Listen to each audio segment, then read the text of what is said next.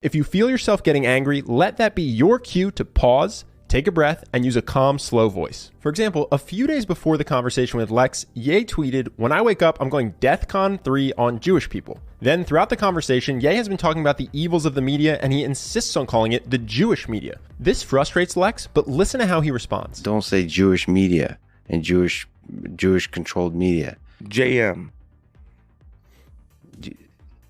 Like, man, you sound like it sounds too much like 1930s Nazi Germany. That last clip has another great habit. If you're going to criticize specific behavior. Listen here for another example. And when you say Jewish media, it's funny how this world works that way. When you say Jewish media, there's a large number of people that are hurting and have anger and even have hate in their heart when they hear Jewish media. That hate starts being directed towards the Jewish people. Lex doesn't call Ye racist or anti-Semitic. He criticizes the specific actions he didn't like. If you want to persuade someone, you have to avoid the far too common mistake of negatively labeling the entire person.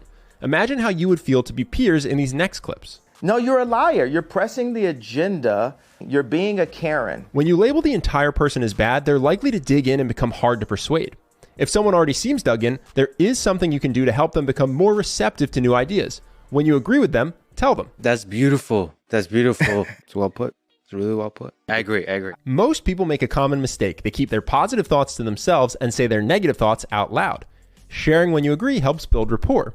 As you'll see in this next clip, it's also a great way to diffuse anger. For context, just so the clip makes sense, Ye previously said he doesn't like BLM and thinks the organization used George Floyd's death for their own benefit. You should find people in your life you can trust. Don't tell me what I should do.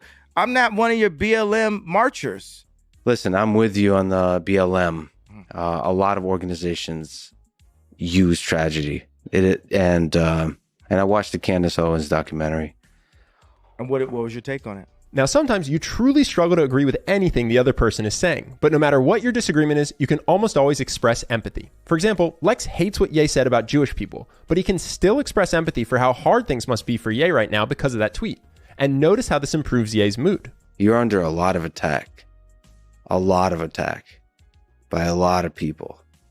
You have a vision and you're trying to feel your way through it, and you might get destroyed for it. That's the human, that's the risk you take. It's a wonderful life, though. Expressing empathy is a great way to strengthen your connection to someone, even in an argument. It can also help that person extend empathy back to you. And seeing things from each other's perspective is often all it takes to transform a heated argument into a calm collaboration.